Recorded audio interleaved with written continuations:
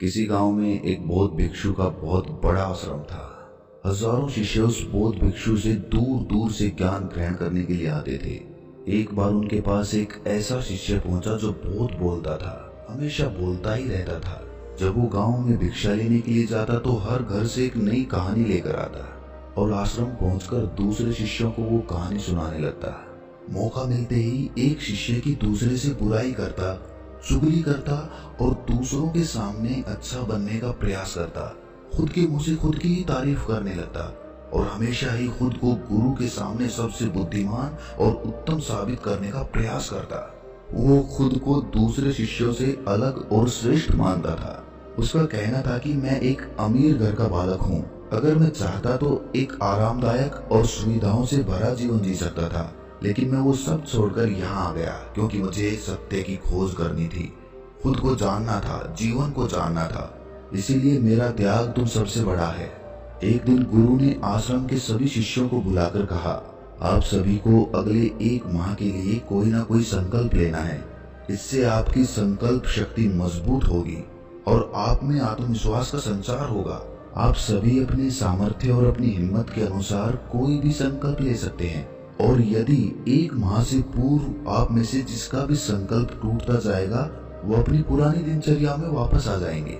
सभी शिष्यों ने अपनी शक्ति और अपनी हिम्मत के अनुसार छोटे बड़े संकल्प ले लिए और गुरु को अपने अपने संकल्प के बारे में बताकर वहां से चले गए।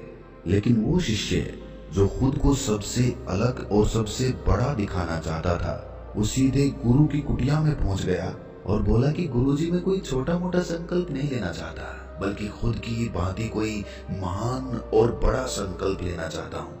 कृपया करके आप ही बताएं कि मुझे क्या संकल्प लेना चाहिए। उसकी ये बात सुनकर गुरु मुस्कुराए और बोले कि क्या तुम मेरे द्वारा दिए गए संकल्प को पूरा भी कर पाओगे? क्या तुम्हारे लिए उसे पूरा करना संभव होगा? शिष्य ने कहा कि नहीं गुरुदेव, आप जो भी संकल्प मुझे देंगे मैं जरूर उसे पूरा करूंगा। गुरु ने कुछ क्षण सोचा और फिर कहा कि अगले 1 माह तक तुम्हें चुप रहना है। तुम अपने मुंह से एक भी शब्द नहीं निकालोगे, यही तुम्हारा संकल्प है। बोलो, पूरा कर पाओगे? शिष्य ने हंसते हुए कहा कि गुरुदेव, ये भी कोई संकल्प हुआ? ये तो बहुत ही आसान है। 1 माह तक चुप ही तो रहना है। आप कोई बड़ा संकल्प दीजिए जो मेरी योग्यता के लायक हो, जिसे पूरा करने में मुझे समस्या हो। गुरु ने कहा कि पहले तुम ये संकल्प पूरा करके दिखाओ। शिष्य ने गुरु की बात मान ली और वो उसी समय चुप हो गया और पलटकर कुटिया से बाहर चला गया। उसे चुप रहना बहुत आसान लग रहा था। उसने एक दिन तो जैसे तैसे चुप रहकर काट लिया, लेकिन दूसरे दिन से उसके मन में ना बोलने का बोझ बढ़ने लगा। तीसरे दिन उसे भारीपन महसूस होने लगा और चौथे दिन उसके अंदर एक अजीब सी बेचैनी होने लगी, क्योंकि आसपास आश्रम के सभी शिष्य एक दूसरे से बातें कर रहे थे। वो भी अपना पक्ष उनके सामने रखना चाहता था, उनकी बोलती बंद कर देना चाहता था, लेकिन उसका संकल्प उसके आड़े आ रहा था। इसीलिए वो पूरे दिन सिर्फ मुंह और आंखें बनाता रहता। इसी तरीके से कुछ दिन और बीते और वो शिष्य बीमार पड़ गया। उसका सर फटा जा रहा था, उसका खाने पीने का मन तक नहीं कर रहा था, वो सिर्फ बोलना चाहता था। वो गुरु के पास गया और उनके सामने बैठकर लिखकर उन्हें बताया, गुरुदेव, मैं बोलना चाहता हूँ, बिना बोले मुझे सांस नहीं आ रही, मेरा दम घुटता जा रहा है, मैं अंदर ही अंदर पागल हुआ जा रहा हूँ, मैं क्या करूँ? संकल्प तोड़ दूं क्या? ये पढ़कर गुरु मुस्कुराए और बोले कि संकल्प तो तोड़ने के लिए ही होते हैं, लेकिन जो अपने संकल्प को पूरा कर लेता है वही अपनी आंतरिक शक्ति को बढ़ाता है, और जो अपनी आंतरिक शक्ति को बढ़ा लेता है वो समझ और जागृति की राह पर आगे बढ़ जाता है। संकल्प का लेना भी तुम्हारे हाथ में था और इसे तोड़ना भी तुम्हारे हाथ में है। तुम्हारे बहुत से भाई अपने संकल्प को तोड़कर अपनी पुरानी दिनचर्या पर वापस आ चुके हैं। अगर तुमसे नहीं हो पा रहा तो तुम भी अपना संकल्प तोड़कर अपनी पुरानी दिनचर्या पर वापस आ सकते हो। लेकिन याद रहे, अगर आज तुम इस छोटे से संकल्प को नहीं संभाल पा रहे हो तो तुम अपनी बाकी की पूरी जिंदगी को कैसे संभाल सकोगे? बाकी फैसला पूरी तरह से तुम्हारे हाथों में है। गुरु की ये बात उस शिष्य के दिल पर चोट कर गई। वो बिना कुछ बोले वहां से वापस चला गया और खुद को अपनी कुटिया में बंद कर लिया। वो केवल अपने जरूरी कामों के लिए कुटिया से बाहर निकलता, बाकी सारे समय कुटिया के अंदर ही बैठा रहता। 15 दिन बीत चुके थे और आश्रम के लगभग सभी शिष्यों का संकल्प अब टूट चुका था, लेकिन उसका संकल्प अभी भी जारी था। संकल्प लेने के बाद से अब तक उसने एक शब्द भी नहीं बोला था। सारा आश्रम हैरान था कि इतना बोलने वाला इंसान चुप कैसे हो गया। 15 दिन बीतने के बाद वो दोबारा अपने गुरु के पास गया और लिखकर बताया कि गुरुदेव, बाहर से तो मैं चुप हूँ, लेकिन भीतर बहुत सी आवाजें हैं, बहुत सी चीख पुकार और शिकायतें हैं।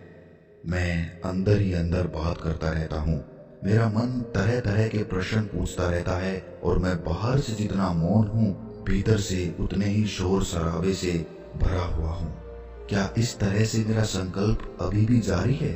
गुरु ने कहा कि हाँ, तुम्हारा संकल्प अभी भी जारी है, लेकिन जब तक लोगों की आवाज तुम्हारे कानों में पड़ती रहेगी, तुम्हारा मन बोलता रहेगा, क्योंकि इसे तो आदत है बोलने की।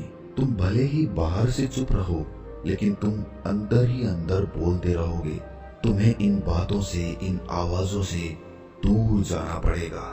शिष्य गुरु को प्रणाम कर वहां से चला जाता है और सुबह होते ही अपनी कुटिया छोड़कर जंगल की तरफ चला जाता है।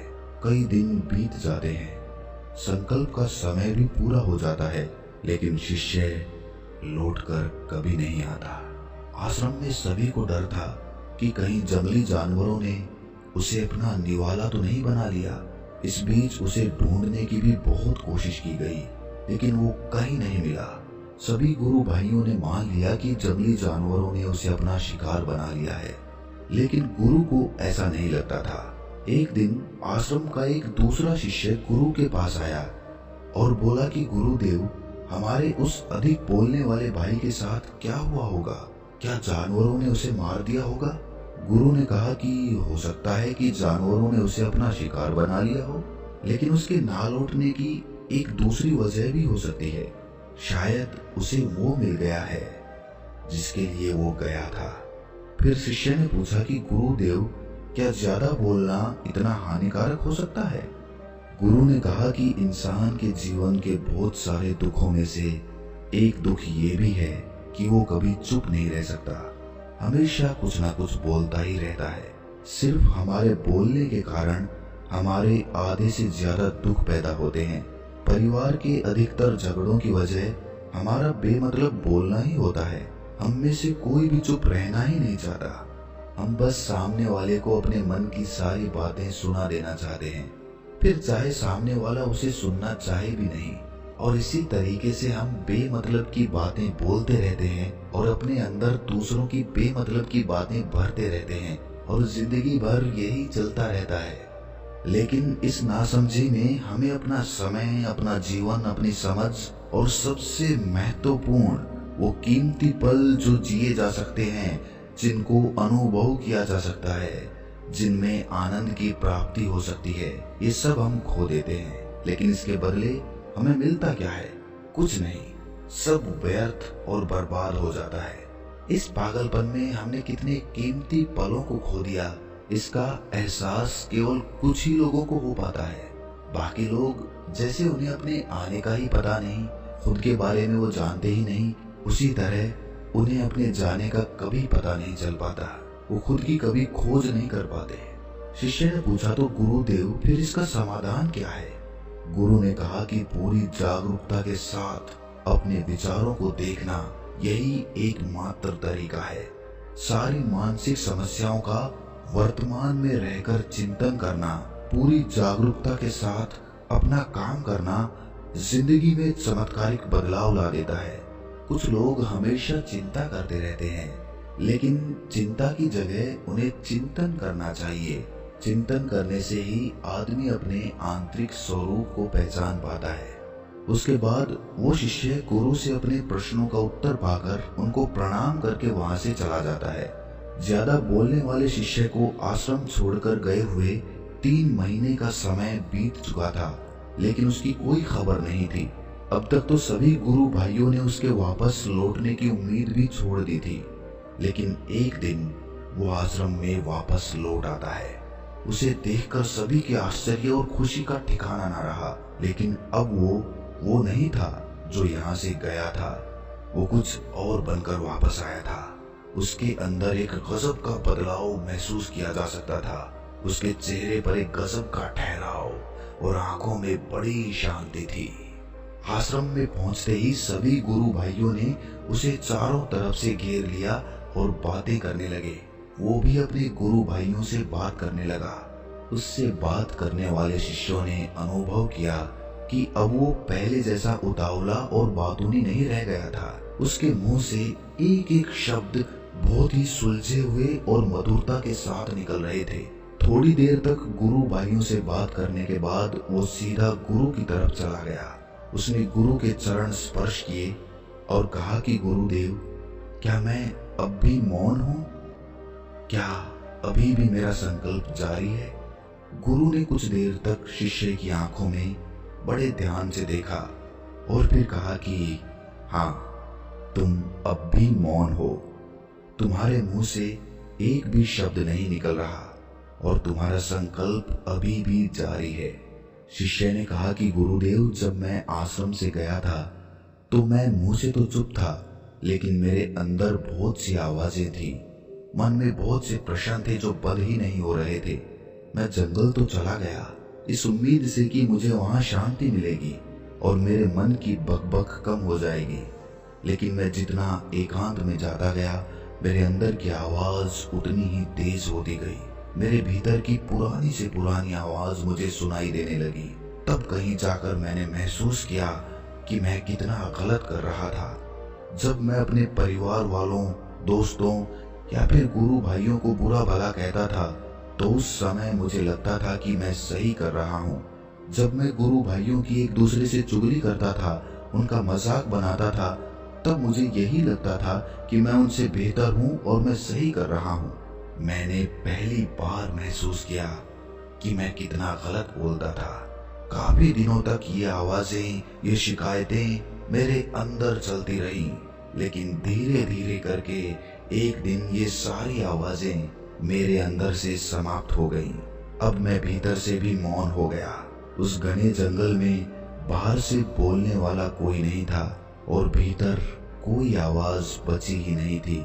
और मैंने उस दिन पहली बार मौन का सही मतलब समझा। मेरे चारों तरफ बहुत शांति थी। हालांकि अभी भी मुझे आवाजें आ रही थी जो पहले भी आती थी, लेकिन तब मैं उन्हें सुन नहीं पाता था। पर अब वो सभी आवाजें मुझे स्पष्ट रूप से सुनाई दे रही थी। हवा के चलने की आवाज, चिड़ियों के चहकने की आवाज और पानी के बहने की आवाज, ये सभी आवाजें मैंने पहली बार पूरे होश पूर्वक सुनी। अपने चारों तरफ इतनी शांति मैंने पहले कभी महसूस नहीं की थी। और आखिर में जब ये शांति मुझे महसूस हुई तो मैं अंदर से चिल्ला उठा। मैं बोल उठा कि हे ईश्वर, ये कैसी शांति है? सभी कुछ इतना शांत क्यों है? लेकिन मेरे चिल्लाने के बाद भी वो शांति भंग नहीं हुई। सब कुछ पहले के जितना ही शांत था, बाहर भी और भीतर भी। हे गुरुदेव, मेरी आंखों से अश्रुओं की धाराएं बह रही थी। अभी मैंने अपने गुरु भाइयों से बात की, मैंने आपसे बात की। मैं बोल रहा हूँ, मैं चल रहा हूँ, मैं सब कुछ देख रहा हूँ, लेकिन मैं अपने भीतर एकदम एकांत में हूँ, मौन में हूँ। भीड़ में होता हूँ तब भी मैं भीतर से अकेला और एकांत महसूस करता हूँ। जब मैं खुद से शोर शराबा करना भी चाहता हूँ तब भी अंदर से एकांत ही रहता हूँ। अब सब कुछ दिखाई पड़ने लगा है, सब कुछ सुनाई पड़ने लगा है। गुरु ने अपना आखिरी उपदेश देते हुए कहा कि जब तक हम बाहर की तरफ बोलते रहेंगे, भीतर अशांति ही बनी रहेगी, लेकिन जिस दिन हम भीतर की तरफ मुड़ जाएंगे, तब हमारे मुंह से कुछ भी निकलेगा, तब भी हम शांत ही रहेंगे। दुनिया में जितनी भी बुराइयां हैं, ज्यादातर हमारे बोलने से ही उत्पन्न होती हैं, क्योंकि हम चुप रहना कभी चाहते ही नहीं है। चुप रहना भी एक बातचीत होती है, लेकिन वो हमारी अंतरात्मा से बातचीत होती है, हमारी आंतरिक बातचीत होती है। हमें जितनी जरूरत है हम उससे कहीं ज्यादा बोलते हैं। हम सामने वाले को सुनना नहीं चाहते, बल्कि उसकी बोलती बंद कर देना चाहते हैं। उसे समझा देना चाहते हैं कि मैं कौन हूँ, मैं क्या कर सकता हूँ। और यही हमारी जिंदगी का मकसद बनकर रह जाता है। हमारी सारी ऊर्जा इस व्यर्थ के बोलने में बर्बाद होती रहती है। इसी तरह से समाज में लोगों का जीवन दुखों से भर जाता है, जो हमेशा एक दूसरे को सुनाने में लगे रहते हैं। कभी एक दूसरे को सुनना चाहते ही नहीं, समझना ही नहीं चाहते। और चुप रहना तो उन्होंने कभी सीखा ही नहीं, क्योंकि चुप रहना उन्हें छोटा महसूस करवाता है। दुनिया की सभी लड़ाइयों का कारण हमारा ज्यादा बोलना ही होता है। इसीलिए हमें सिर्फ उतना ही बोलना चाहिए जितना जरूरी हो, क्योंकि व्यर्थ का बोलना ऊर्जा को नष्ट करता है। और ये बोलना ही हमें भीतर की ओर लौटने नहीं देता, क्योंकि ये हमें बाहर की ओर खींच कर रखता है। और बाहर है ही क्या इस संसार के अलावा। लेकिन अगर हमें अपने भीतर के संसार की ओर मुड़ना है, अपनी भीतर की यात्रा करनी है, तो हमें अपने मुंह को बंद रखना चाहिए। इसीलिए जितने भी बुद्ध हुए, आत्मज्ञानी हुए, वो सभी एकांत की ओर भागे, ताकि उन्हें ज्यादा बोलना ना पड़े, ज्यादा सुनना ना पड़े। वो एकांत में रहें और शांत रहे, इसीलिए आसानी से भीतर की यात्रा कर पाए। लेकिन अगर कोई चाहे तो इस संसार में रहकर भी एकांत में रह सकता है, शांत रह सकता है। लेकिन इसके लिए उन्हें अपनी ऊर्जा बचानी होगी, जिसे वो अब तक अपने व्यर्थ के शब्दों में बर्बाद करते रहे हैं। बोलना ही हमें भीतर की ओर लौटने नहीं देता, क्योंकि ये हमें बाहर की ओर झुकाए रखता है। और ये कहकर गुरु और शिष्य दोनों मौन हो जाते हैं और मौन करते हुए ध्यान में, गहरे ध्यान में प्रवेश कर जाते हैं। तो दोस्तों, कैसी लगी ये कहानी आपको कमेंट सेक्शन में जरूर बताना। और अच्छी लगी हो तो इस चैनल को सब्सक्राइब करके नोटिफिकेशन बेल को जरूर प्रेस कर देना। तो मिलते हैं अगली कहानी में, तब तक के लिए मौन रहने का अभ्यास करें।